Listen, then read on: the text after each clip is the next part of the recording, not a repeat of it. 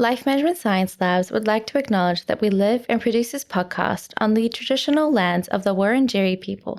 We'd also like to acknowledge the traditional owners of the lands of our listeners and our international colleagues. We'd like to pay our respects to their elders past, present, and emerging.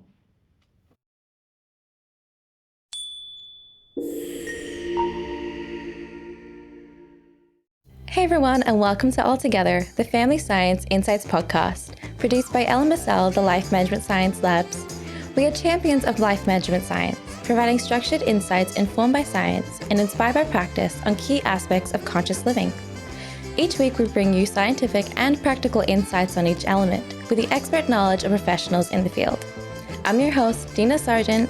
Let's get started. Hi everyone, and welcome back to the show. I'm Gabriella. I'm stepping in for Dina this week, and I'm very excited to be talking to David B. Seaburn about nurturing family functioning through communication, storytelling, and listening. So Dave entered the field of marriage and family therapy in 1986 and was the Assistant Professor of Psychiatry and Family Medicine at the University of Rochester Medical Center, and he has written over 60 papers and chapters.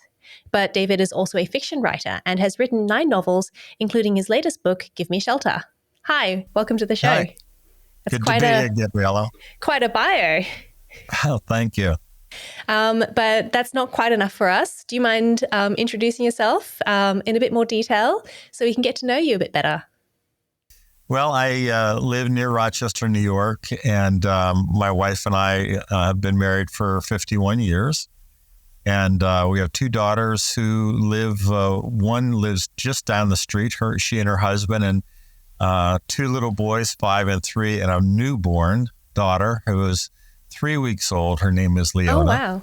Congratulations. Thank you very much. We're very excited. And our other daughter lives about 10 minutes away, and she and her husband have 2 daughters who are 14 and 12. So we get to see our grandchildren quite a bit, and they form a big part of our daily living. So that's kind of the foundation of things on my end. It must be lovely to have such a quite a large and close family. Oh nearby. Yeah, it is. Yeah, it is. It's wonderful. I mean, it's to be a grandparent and have your grandkids close by is a real gift. That wasn't the case whenever we were raising our 2 daughters. Our families lived in another state, and it was just a long enough drive that they could only come to visit maybe 3 times a year. And, I kind of thought that was fine until I became a grandparent and realized that being a part of their lives and being able to be there for their events and participate in things that they do makes a big difference for me and my wife, and for the kids as well, in terms of them having some connection with that, second generation above them. So, yeah, it's pretty special. That's great. So we're going to do a section next called Have You Met Dave? That's where we get to know you through some of your favorite things. So the first thing I'd like to know is what's your favorite genre, or what's a genre that you really like? Literary genre, writing genre would be literary fiction. Only because, that's what I write, but I also like reading it because it's character driven. And I'm always interested in the development of characters and how you bring them together and what happens whenever they do come together. That's the way I learn about the characters that I'm writing, is having them interact with each other under difficult circumstances and see what they say and what they do. And oftentimes that's a discovery for me that helps me make this story come alive. Interesting. And what about for a movie? Well, I would have to pick an old movie, Cool Hand Luke, starring Paul Newman from 1967. And the reason I picked that is that that was the first time I went out with my eventual wife. We were in high school at the time. And she had invited me, actually this is embarrassing, but she had invited me to go to a dance. And I was petrified at the thought of going dancing. And so I said, well, I'd love to go out, but could we go to a movie instead? So we lived in Pennsylvania at the time, and it was a big deal to go into the big city, which was Pittsburgh. And we went to see the movie Cool Hand Luke. And we started dating after that and eventually married. And so that's been a favorite movie throughout the years. And did you ever take her dancing? Oh, yeah. We have danced quite a bit since those days. So I think I made up for my for my lapse in following through with her invitation at the time. She was more generous than I think most girls would have been in letting me off the hook back then. Mm-hmm. That's good to hear. Yeah. And it worked out anyway. So. Yes, it did. As far as I can tell, it's, 51 years, never can tell. Yeah. And do you listen to any podcasts?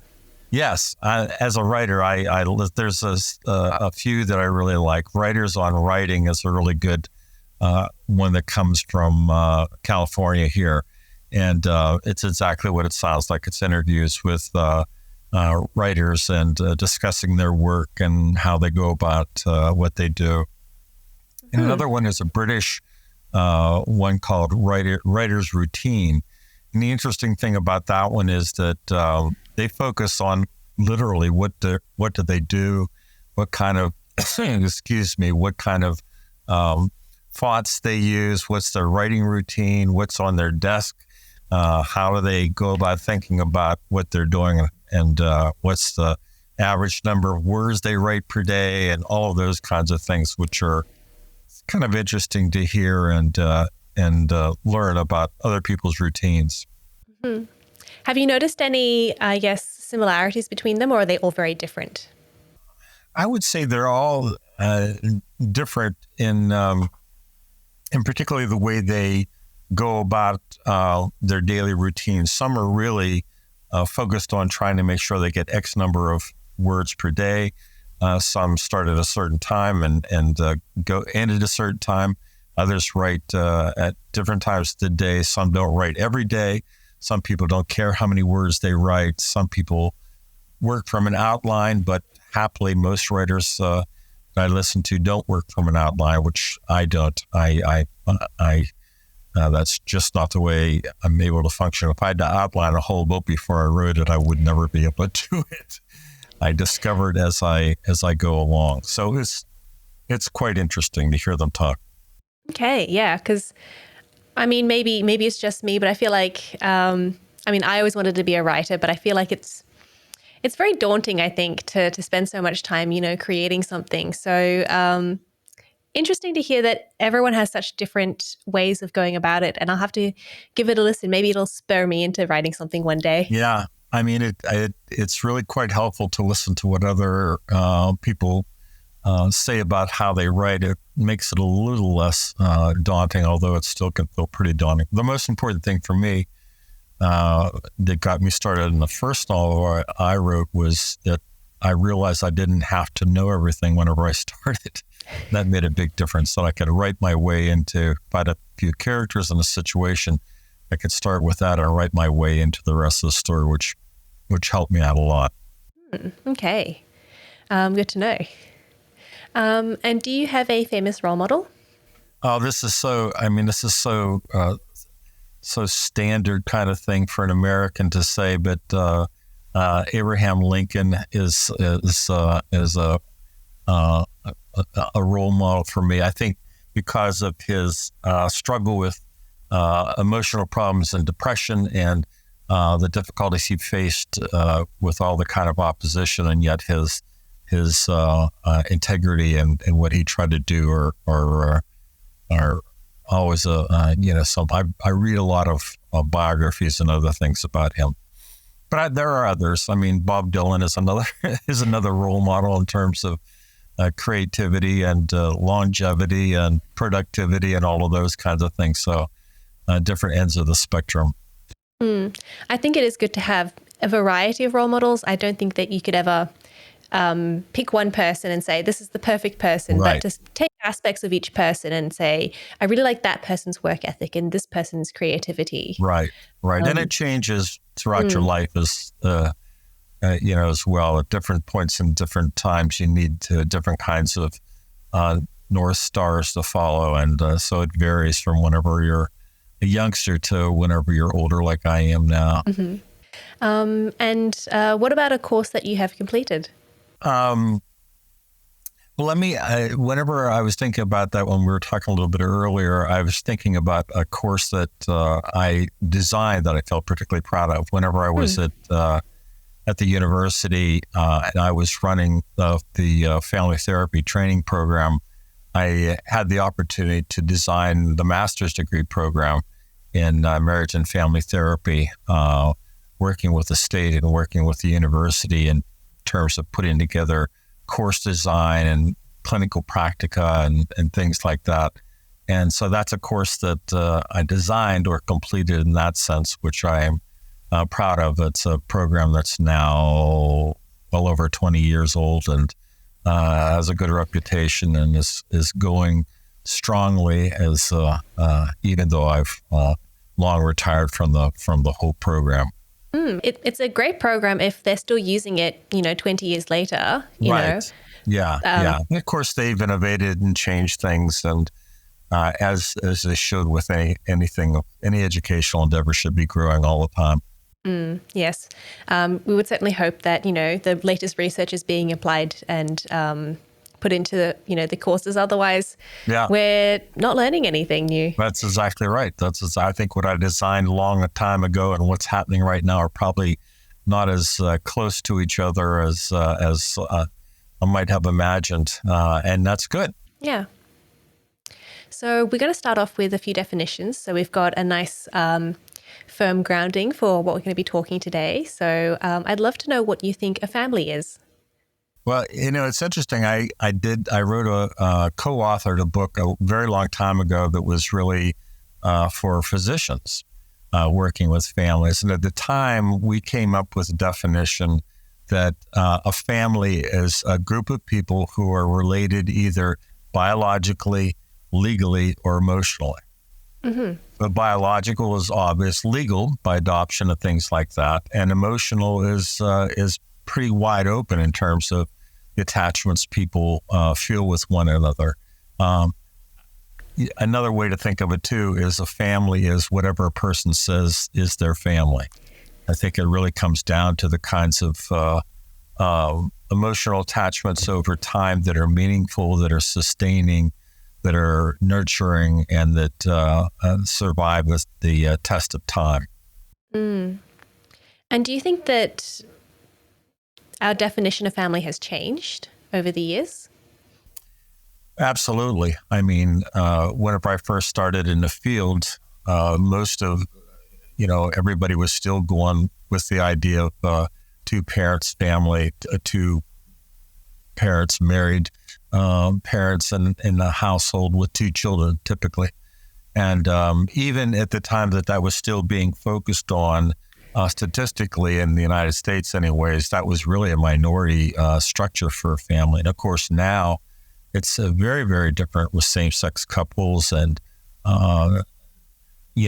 children come into the world not in as many different ways as you can imagine now with the advances in science and things like that. So I think the structure of family and the definition of family has really evolved, but the importance of that particular grouping still remains as important, maybe even more important now because it's even a little more controversial about what the family is and what's happening to it and will it survive and all of those kinds of things. But I think we've been to that kind of worry before, and I think there's something very fundamental, human necessity to group together in a way that can be defined as family. And how do groupings of families, or how does groupings of people as a family, how do they interact with society and how do they shape society? Well, I mean, I think it's mutual. I think families shape society and society shapes families as well. I think that I think same-sex couples is a good example of that, and the adoption of children, or the artificial insemination of women in same-sex couples changes the definition of family in a way that now the social fabric is beginning to accept and understand. And I think that is a very positive thing for what may be coming in the future for those children who are raised in those families, so that they have an experience of being nurtured in a way that I didn't have whenever I was growing up in a traditional family, and yet one that is validating and creates a long-lasting effect on the next generation of families. And that's a struggle. It's a struggle in our in our society here, and I think it is in many other countries. But I think it's where the future is leading is a positive redefinition of family that's more inclusive. And I think that whenever that happens, then the larger social fabric usually follows. So how does effective communication contribute to family functioning? Well, in a variety of ways. I think top of the list is it creates a sense of belonging. The better the communication in the family, the more people feel like they're connected and that they belong, because they're contributing to the fabric of the family by how they're able to interact and create a family, basically. I think it also fosters a sense of mutual respect. The better the communication, the more people respect each other. It's hard to have effective communication without being respectful of each other, of listening, paying attention, responding in a way that shows that you hear and that you respect what's being said. I think it also helps create a sense of value, people being valued. It helps develop a sense of personal identity.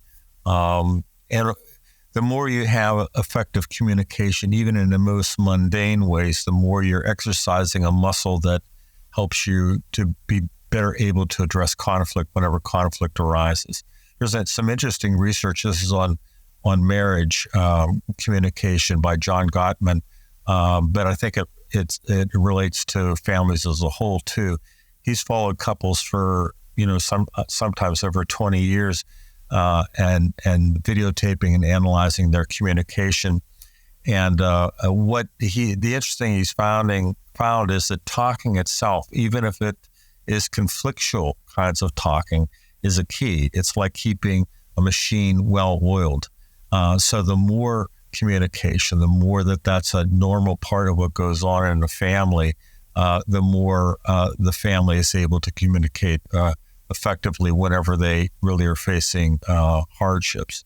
Unless that's the case, the more family is stuck whenever they're facing difficulties, because they haven't had practice at normal ways of communication, so that whenever abnormal things come up, they don't have an effective way to start the process.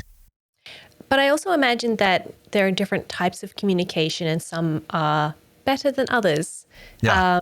For example, in my family, my partner pointed out that we all tend to talk at each other, but we don't actually respond to what we're each talking about. And so we learn things, but we don't necessarily, I think, engage with each other. So is that? I'm guessing that's not a particularly effective communication style, or is that okay? I mean, I think it's common. I think it depends on the family whether or not that ends up being effective. But I think that it's pretty common that people feel talked at rather than conversed with. And I think some of that has to do with, the lack of skill at listening. And as a consequence, people talk louder and push harder and hope that they will be heard. And the other person may be waiting for the opportunity to say what they have to say rather than listening to what the person is saying to them. Listening is really a tricky thing. I mean, it's more than just hearing. It's more than being quiet and you waiting till the person is done. There needs to be some communication in response that indicates that I heard you. Even if it's, simple things like I can't believe you're feeling like that, or I'm sorry you're feeling like that, or I never knew that, or tell me more, I didn't understand what you were saying, or wow, I had no idea. I mean, there's lots of different ways to communicate back that you have been listening. So listening really involves communication from the other person as well to indicate that they've heard. And if the person doesn't feel like they've been heard, then they're going to talk louder and trying as much as possible to be heard. Whether they're a child or an adult, they'll persist in that kind of communication, even if it failed. So when you're trying to be more effective at communication, is it just on the listener to be better at listening? Or, does the communicator, do they need to be better at communicating, or is it sort of a shared responsibility? I think it's both. I mean, a person who communicates in vague terms, who communicates not their feelings but their accusations, rather than I'm feeling sad, they say, you make me angry. There's more of an attack mode rather than a speaking from the heart mode. So being able to speak from, this is so common, everybody hears this, being able to speak from an I position, kind of communicating what you're feeling and what you're thinking and owning that, rather than projecting onto someone else or accusing them or attacking or defending or any of those kinds of things. Help with the person being able to listen. It's difficult to listen if you're being put on the spot as the one who's created the problem for the other person. So I think it is definitely a two-way street. Listening, though, I mean, there's so much that can be done when listening, even if the communication that's coming at you is difficult. I mean, being able to listen and effectively speak from inside yourself and say, I'm not exactly sure what you want from me whenever you're saying what you're saying. It sounds like you're saying that I'm at fault somehow, and I'm not understanding that. So those are not easy things to do, but they're possible. And so the give and take between talking and listening is really, really, really crucial. Mm-hmm. So you mentioned before that being able to practice those things with the small things makes it easier when you're, delving into the bigger problems. What are some other, ways that people can practice or improve their communication? Well, let me say a little bit more about that one thing, because I think it really is the most crucial thing that there is in terms of practicing. And this is simple communication. Let me give you an example. Two partners are in the house, and one partner says to the other, I'm going to leave and go do some grocery shopping. The other partner doesn't respond. That means something. Or the other partner says, so, that means something. Or the other partner says, okay, great. I'll do some things around the house while you're gone, or have a good trip or whatever. Each one of those has a different kind of meaning. And those are the kind of micro communications that go on in families all the time that either validate or say it's okay to approach, or say, that person is not interested in what I'm saying, even that I'm leaving the house and going to the grocery store. They don't even look up from the newspaper. I mean, all of those things get experienced and interpreted in a particular kind of way by the person receiving that message. And so that there's a buildup of that over time in relationships. And after a while, a person may decide, I'm not going to say anything to the one who doesn't seem to want to listen. Or if they're going to be critical or say, so what, whenever I say something, I'm not going to say anything. Anything that eliminates the desire to communicate creates problems eventually whenever communication is necessary. So those kinds of things are, very, very critical. The other kind of habitual things is one of the things my wife and I do, we have wine o'clock between 4 and 4:30 or 4 and 5. Each day, if we can, we sit down with a glass of wine and we just kind of talk about the day. And it's a regular routine practice that we have that's, not structured in any kind of way other than we know that each day at a certain time, we're going to be able to sit down together just to talk about what the day has been like, and often just asking questions like, how are you doing? Or how was that thing that you did today? Or my mother-in-law has dementia, so my wife goes to see her, and I want to see what that was like for her, as well as how my mother-in-law is doing. So building in opportunities just to sit together ends up being a really good practice in developing, solid communication. And you also mentioned that, it's one thing to say to do all these things, but it can be quite difficult. What are some barriers to effective communication, and how can we overcome them?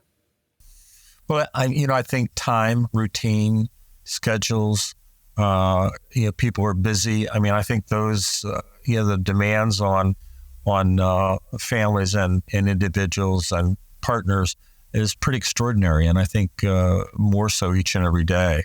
I think the kinds of stresses that people are dealing with often make it difficult to see beyond right here to be able to reach out to someone else. So I think that those are the things that make it most difficult, is the degree of demands on people in the family. And if you're raising children, it's really hard because the focus is so extraordinarily attached to the development of kids that it's very hard on partners who are trying to raise them to find time to communicate. I think that more than anything else is to be intentional about it. I think that it does, whenever those things are the case, it does make a difference to find a routine time. Sometimes it's at bedtime, sometimes it's eating a meal together, sometimes it can be any number of simple things where you are saying, we're going to do this and we're going to just talk to each other, even if it's like 5 minutes, to check in and say, I'm here. Are you here? We're both here together. How are you doing? I'm worried about you. Maybe we can talk some more about whatever in the coming days. But I think that intentionality is really important. I know that whenever I used to do a lot of couples therapy, sometimes I felt like there was the assumption that things would just happen, that communication would just happen, or that it just should be. You shouldn't have to work at it. You shouldn't have to plan it. You shouldn't have to set aside time. If you really had a good relationship, all those things would just happen. I don't think that's the case at all. I really think that it takes a certain intentionality to find time and do the communicating that you really want to do. And that communication should start with one person is saying to the other, how are you doing? Rather than, let me tell you about me. Really starts with the invitation to the other person to share how they're doing and what's happening in their life. And I also imagine that this would be a bit different, with kids rather than with partners. So what kinds of, changes in communication do you have to make for kids? Well, I mean, you really have to pay attention to where they are developmentally. I mean, trying to talk with a 6 or 7 year old and trying to talk with a 16 or 17 year old are two extraordinarily different activities. But you still have to focus on being able to invite them into the conversation. Particularly young kids need to experience the adult as being really interested in their life and being willing to stop, sit down face to face, and talk some about what happened in school or what they're enjoying, or sitting and watching a show together, any number of things that allow them to engage. It's also important to learn how to communicate appropriately. Some adults treat children like they're little adults, and that doesn't always work. They feel like that might be a respectful thing to do, but in many instances, it is sharing information that is way beyond their capacity to integrate, or focusing on issues that are adult, that are overwhelming and frightening to a child. So there needs to be this respect for where the youngster is developmentally, and what they can and cannot take in, and how to engage them around the things that they're interested in, and to respect the fact that they have ideas and thoughts of their own, and there needs to be room for that. With teenagers, it's what whenever our daughters became teenagers, they were really less interested in talking to us. I mean, they had friends and stuff to do. And my strategy was simple, and that was to be available. I tried to just be around. I didn't kind of think, well, they're off and gone or whatever. I really tried to be around when they got home or whenever they came, back from a date or out doing something, because the moments where there's communication were really unpredictable. And if you weren't there or available or just sitting around, they weren't going to happen. If you weren't taking them somewhere or just sitting at the kitchen table when they're in the house, sometimes those kind of communications would just never happen because you weren't available. So I remember working hard to try and be available and interested. And the reverse was often the case with them. If I if they were old enough, I would I would start by telling them about my day rather than saying, how was school? I would say, wow, this happened to me today. And before I knew it, they would be talking about what's happening to them. So you learn how to change the way you engage youngsters depending on where they're at and what their developmental capacities are, things like that. And if you want to communicate with, say, a teenager and they're just not interested at all, as I'm sure I was, being there but not actually listening or not really understanding why something was so important, is there anything that you can do to, facilitate that? Or is it just you have to wait until they're ready? I think waiting until they're ready is the number one thing, as hard as that is to do. I think watching for openings is very important, but how you go through that opening is sometimes very tricky. I think the whole question and answer thing is often what parents fall into is, how was your day? What did you do? What did this? Blah, blah, blah, blah, blah. And they really aren't interested in that. Sometimes what I would do with one of our daughters who was less likely to talk, we had one daughter who would tell us more than we wanted to know, and the other who was slower to talk about things. And in the evening, I'd say, let's go to the mall. And we would just go to the mall and maybe do a little shopping or not. And we would talk. I mean, it would just happen. So finding I think being able to do something together is often more effective than sitting down and saying, let's talk, or, let's do whatever. So anything. And often I had daughters, they really liked to shop or go do things like that. And so that's another thing of being available, being willing to do something that you may or may not have been the number one thing you wanted to do. I definitely remember having a lot of important conversations in the car with my parents. Yes. So I guess be a chauffeur is an important one. Right. And hopefully listening to some music at the same time. That helps a lot if you're tuned into exactly what they're enjoying, and hopefully you're enjoying too. So you're also an author. So that entails some storytelling. So how does storytelling, play into communication and into, forming those family connections? Well, I think it's interesting. There's research on this that suggests that children who know stories about older members of the family tend to be more resilient and more self-confident and better able to handle stress. And I think part of that is it's like they have this safety net of history and of people, and a sense that they're a part of that builds up a feeling of confidence inside. But I do think that storytelling does a variety of different things in a family. First off, it really differentiates the uniqueness of your family from other families. And I think that's important, that there are certain things that define who you are as a family that is different than other families. And I often think of one of the best ways to that comes up is go to a holiday dinner at someone else's house and see if you can figure out what they're talking about. Because there's so much that goes on that's shorthand, that's unique to that family and defines them, that an outsider is kind of left not knowing exactly what they're talking about.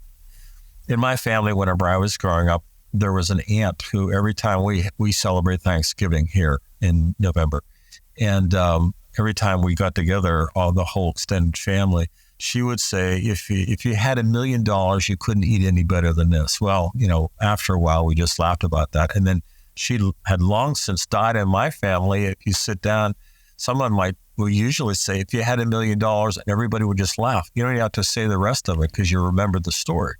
Now, someone else who isn't a part of the family doesn't know what that is all about, doesn't know who the aunt was, doesn't know the history of all that, and so isn't really a part of that family. But the people laughing are part of the family, and it gives them a sense of being together and being one. So stories help differentiate our family from someone else's family, which creates actually a healthy kind of boundary. The second thing is storytelling creates this communal belonging, binding members, and creates a sense of community of memory.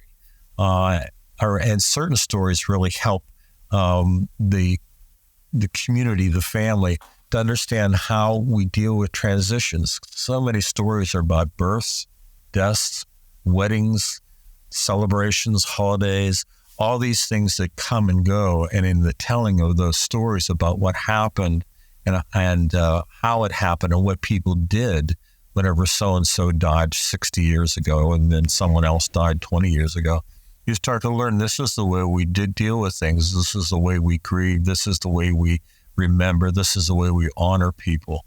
So there's a sense of communal belonging that arises because of being able to tell the kind of stories that link across generations. At a simple level, stories also help families understand how we go about being a family. This is the way you behave when a company is around. This is what you do whenever you're at the restaurant. These are the things that we believe and hold dear. These are our hopes and expectations. This is from the simplest things. These are the things that are valued most. These are the ways of behaving that are valued most. Some of that can be great. Some of that can be problematic. But there's definitely, it's through the telling of stories about, how people did things that we learn how to be a family. And I think the other thing that I would focus on is that storytelling helps develop personal identity. I mean, the stories that are told about individuals within the family, especially children as they're growing up, really begin to define them. Whenever I hear a parent say I'm at the mall or something, talk about a kid always messing up, they're telling a story about that kid that's going to have a lasting influence. If they're applauding a child for even small things, they're telling a different story about them. One of our granddaughters was born premature and almost died. And the nurses would use words like she's mighty or she's feisty. And we picked up on that. We still refer to those words and to that circumstance that she went through. And she's 12 now. And it was part of focusing not on her vulnerability, but more on her strength and telling that story as a sign of how strong she was, that she made it and lived and was able to thrive. So stories help define the members of a family, and hopefully doing that in a conscious way. Adults can really do a good job in helping shape in a positive way a youngster's sense of who they are, who they might be. So those are some of the ways that I think that storytelling can make a really big difference in effective communication and all these other things that help families be healthy. But what happens if the story that you're telling about someone, say the child who is told they're no good at anything, or family traditions that maybe aren't as healthy or as effective as some parenting methods that maybe aren't as effective or as good as they could be, or, newer methods or different methods? Well, you probably are aware of this, that Michael White at the Dulwich Center in Adelaide was one of the key developers of narrative therapy with individuals and families. And a lot of the focus of that particular approach is to unpack or deconstruct the negative stories that people grow up with and live with. And so there's always exceptions to the rule. There are always other stories. There are, whenever someone would come in to see me, for instance, for therapy, and they would tell me that, I'm an alcoholic. That was their story. And it would take me a while to get to listen to their narrative enough that I was able to say, wait a minute, tell me about this, or tell me about that. And I would learn that more than an alcoholic, they actually had been a pretty good parent, where they were successful at something or whatever. And you start to expand their options of the stories that they can remember or tell about themselves based on actual things that have happened in their life. And it's a rare person who doesn't have exceptions to that dominant story that may have been hammered into them whenever they were young. So, I think it's important in the beginning not to start to tell those negative stories about a youngster or project them onto them.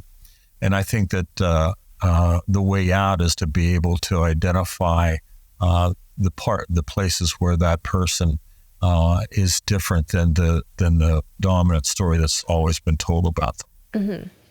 So in the practice habit debrief section, we talk about, things that you do in your own life that you find help with your communication and having your family bonds. So what is a particular practice that you recommend? If at all possible, one of the things that we do now that has been fabulous is just about every single Saturday, our daughters and our grandchildren all come to our house, and spend most of the afternoon. We have lunch. The weather's nice. They can swim. The older ones love playing with the younger ones, and they go downstairs and play. The adults can sit around the table and talk. We can play with the kids. And in the process, we're weaving together a sense of being family, sharing a meal, telling good stories, identifying and applauding any positive thing that we see happening, or something that's like our 5-year-old grandson just got his yellow belt in karate. So we got a cake, and everybody came and they played, and we had cake and all that kind of stuff. But building in regular times to bring together whoever you can bring together that you identify as your family, just to have that communal, whatever you want to call it, I think is a real reinforcing thing. And I know that's sometimes, I think it's more important now than maybe it has been a number of years because of the impact of COVID, in which we were pretty much isolates, having a great deal of difficulty connecting with each other. One of our grandchildren was born during COVID. It was very difficult because we couldn't, we didn't get to really be with him for weeks and weeks. So that was very hard. So anything that I would recommend anytime, any kind of regular getting together can only be helpful for families who really want to develop a closer bond with each other. And that's something that we try to do. I mentioned the wine o'clock that my wife and I have. Other people can do other things, but I do think that creating the routine of coming together ends up being a remarkably healthy way to strengthen family communication and family bonds. Yes, you're making me think about the fact that my family, we generally just get together for birthdays and Christmas. So I think I need to start initiating a few more things with them. I did invite myself around for dinner at my dad's house the other day. So I think that's one way to do it. And then, I need to work on that a bit more. I think, as you said, I think if you don't have a regular routine, it can be hard to implement and to remember to do it. Absolutely. So I have to make it a regular thing for myself. If you have to Zoom, that's another way to connect. There's a group of friends of mine, my friend family, that we live all around the country, and 3 or 4 times a year we just gather up and have a Zoom gathering, and it actually works pretty effectively. Any kind of means of getting together face to face, I think, ends up being really a valuable practice. Yeah. I'm surprised you're still doing it after COVID. I did a little bit of that during COVID, but I found it hard to maintain. Yeah, it is. I mean, I think we're able to do it mainly because we're so far away from each other. So there's no other way to do it,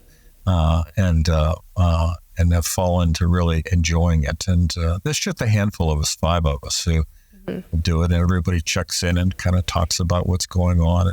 It's a really nice way to reconnect in a more personal way. So we've also got some questions from the audience today. So our first question is, in a multicultural or mixed marriage families, language barriers or cultural differences may impact communication. How can families celebrate and integrate diverse cultural practices through storytelling and communication? Wow, that's a big one. I mean, I think that the first thing that comes to mind is to not try to melting pot it. And by that, I mean, kind of make everything smushed together into a single kind of identity. In the United States, we talk about we're a melting pot, which I don't like, because it kind of means that your identity disappears into this amorphous thing called being an American. I think it's much better to think of families as stews, where there's all these different things and you put them all together and they have a particular flavor that's unique. So the first thing I would think is being able to, if it isn't already done, being able to honor the fact that there are differences, and that those differences are part of what make a family beautiful. And those differences in different cultures come with in different stories, legends, myths, all the kinds of things that help define who a particular person in the family may be. And being able to identify that, celebrate that, whether it's through stories, dance, music, clothing, all the different things that may help identify who a person is and where they've come from within the family, I think ends up being really important. So I like the idea of accenting differences. The differences are a good thing, and they need to be celebrated. And in the celebration of the differences within one family, you're creating a new sense of what family is, rather than deciding that there's a dominant culture here, and we all need to kind of find our way to fit into that. I think it's much better to be able to identify the differences and celebrate them as best you can in a lot of differences in holidays, and celebrating holidays that may not be your own, and that kind of thing, I think end up helping a lot if I'm getting the gist of what the person is asking about. I mean, I think that the question is really interesting because, you've interpreted it one way, and I was thinking about it in a different way. So I'm half Chinese. I'm half Dutch on the other side. So I actually can't speak to my grandma because she speaks Cantonese and I don't. And I find it very difficult to integrate into my Chinese side because while the rest of the family do speak English, they mostly speak Cantonese to each other. And I just find that I don't have much of a connection with them.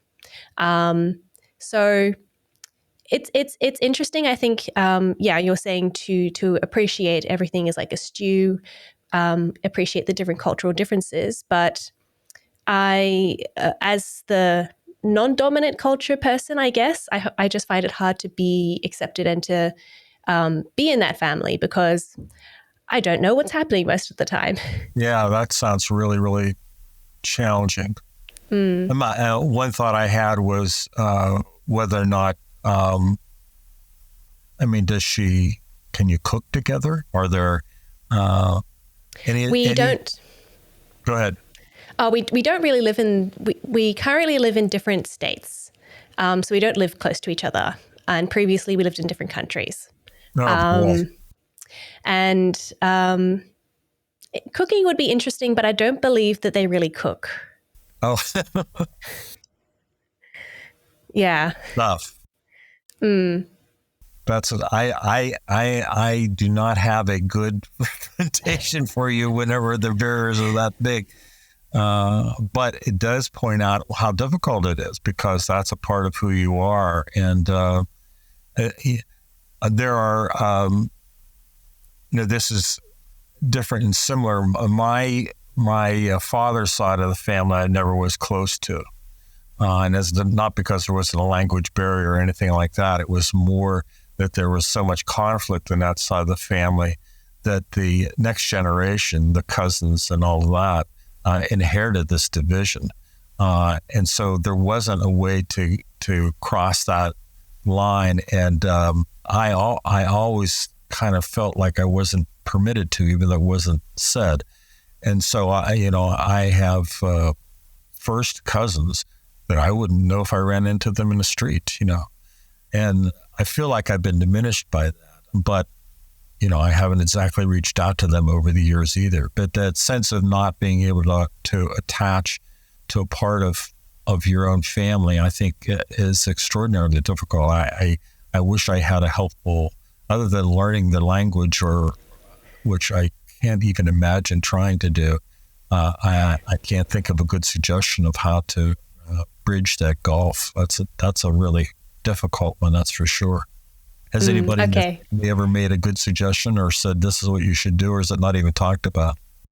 It's not really talked about. There are many other issues with my family on that side. I think in terms of language, Cantonese is not the main language of China, so it's very difficult to find lessons in that. It just gets worse and worse the more you talk about it. It's just really difficult. Yeah, that's really hard. And you don't see them very often or anything like that? No, not really. That's too bad. Yeah. So I do think about the fact that I am missing, I guess, that part of my family sometimes. Yeah. In fact, yeah. So I was just wondering, I thought I'd put my own little story in there as well, because I am fascinated by, and I would love to, get to know them a bit better. Yeah. Too bad there's not a bridging person who can not only literally translate, but metaphorically translate who that side of the family is, what their stories are, and what their struggles are, what their triumphs are, even if you're not able to get it directly from them face to face. It would be wonderful to be able to have access to just that, who they are. Yeah. I have spoken to my mum about that, and she's given me some insight, but I think that there is a lot of familial tension that that there's also a barrier there. Yeah. I know what that's like. Yeah. Yeah. Thank you. Yes, go ahead. Oh, no, you go ahead. I was going to say, chipping away at it over the years with your mom, I think ends up being a really good thing, even though it might be difficult for her. It might end up being good for her to be able to say, here's what makes it difficult. Yeah. And thank you for that suggestion. I've been doing that a little bit, and I'll keep going. Yeah. And thank you for letting me air my thoughts. Oh. Our second audience question today is, how can families encourage open and inclusive communication, ensuring that everyone's voices are heard and valued? even when they have different communication styles? That's a big one. It's a long question. Right. And the hardest part of that question to me is ensuring that everybody's voice will be heard and respected, or however it was stated, because you kind of can't do that going in. It's almost like, how do I share who I am, and how do I start to do this with my first goal being I'm going to respect the person that I'm talking to. I'm going to share who I am with them in a way that gives them room to share who they are. And by demonstrating that I'm a person who's welcoming of who the other person is, perhaps they will do the same to me. But I mean, the only way you can go is to try and do for the other person what you hope that they will do in return in terms of communication. I know I've worked with lots of people who just, wish that their so-and-so or whoever would just accept them for who they are. And there's no promise of that when you start into communicating with somebody. But the best thing to do is to start by trying to accept who they are and where they're at and what they're about. And then you may get the same thing in return. My wife is really good at that. She really is good.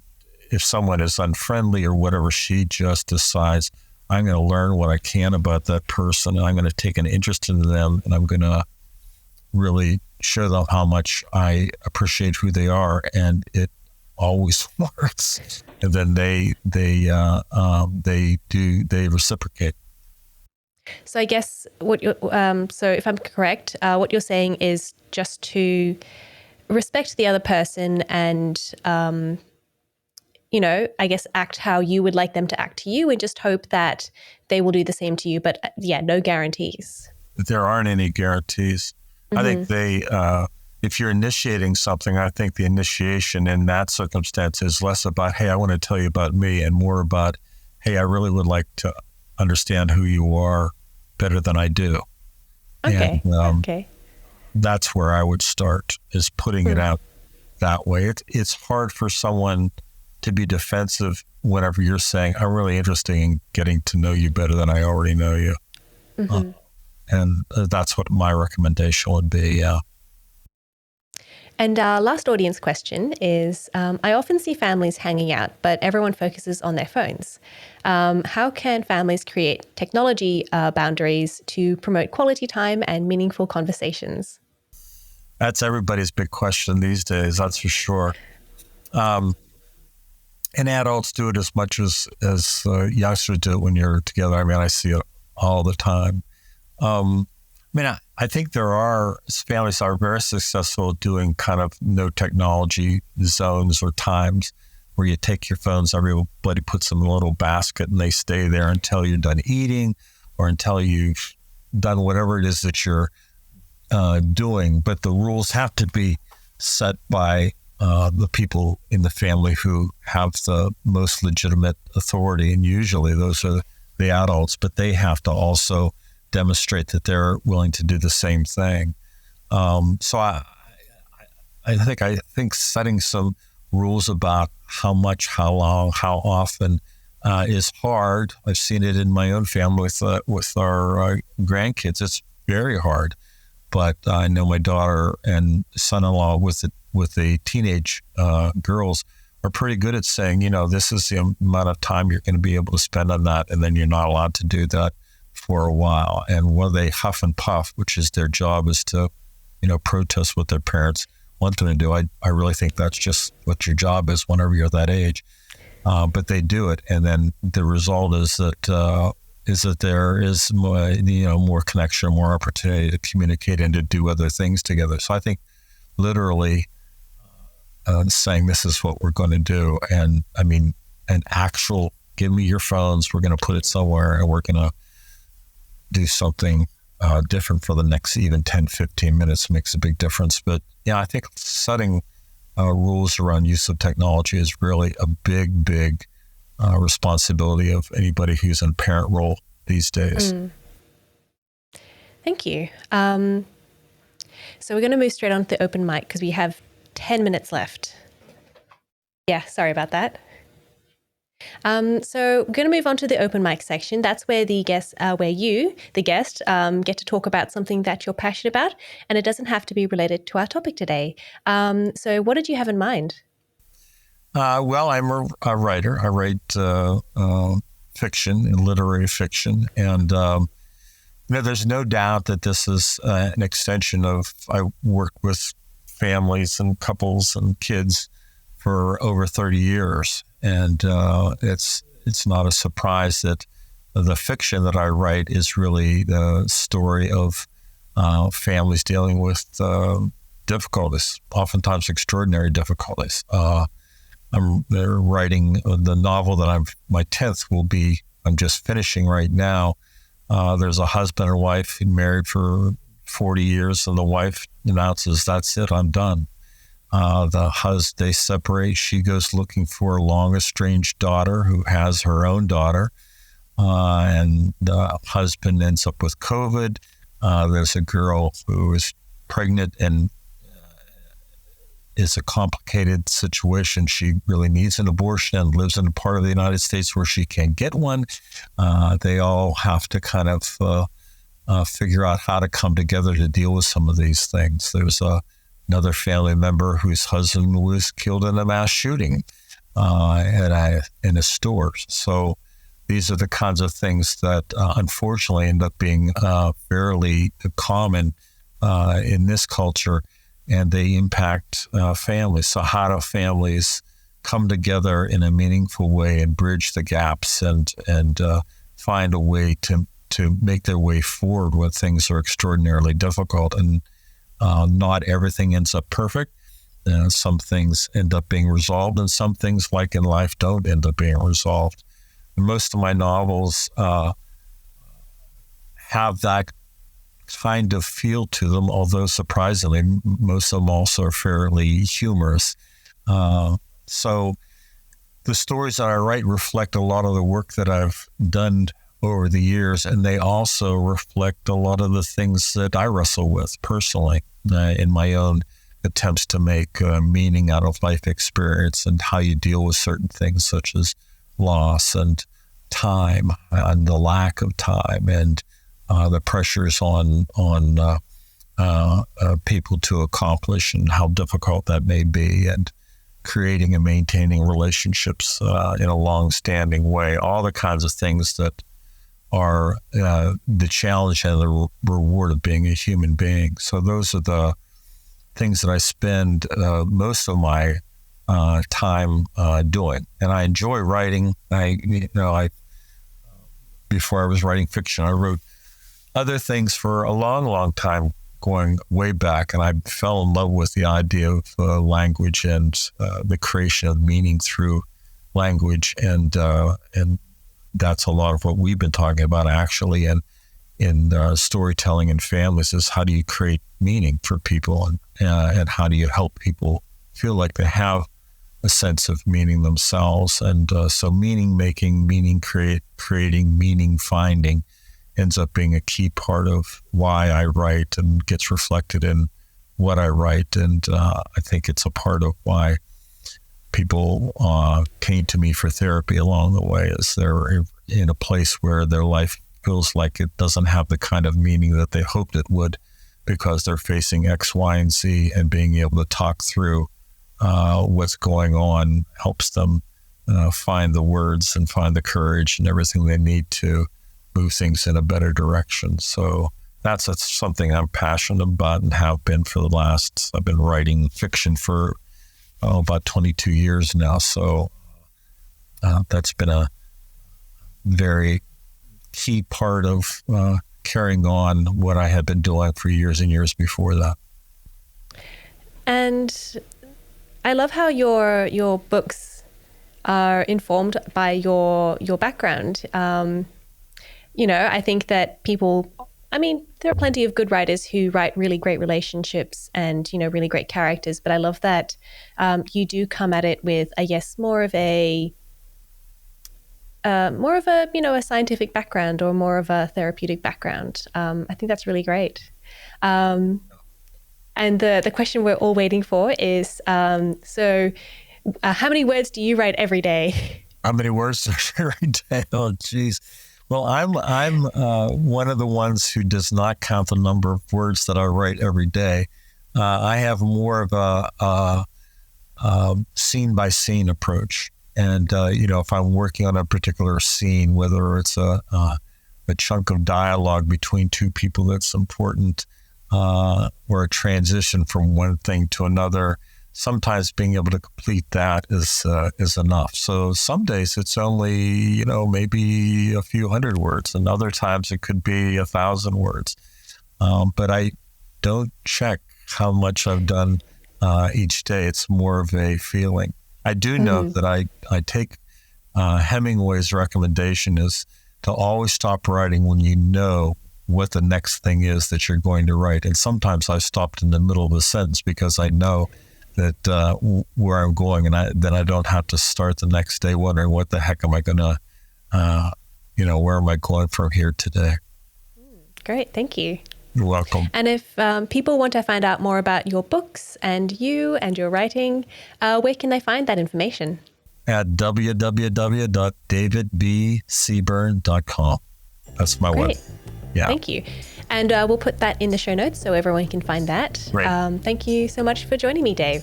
Thank you for having me, Gabriella. You've been listening to Altogether, the Family Science Insights podcast, produced by the Family Science Labs, a division of LMSL, the Life Management Science Labs.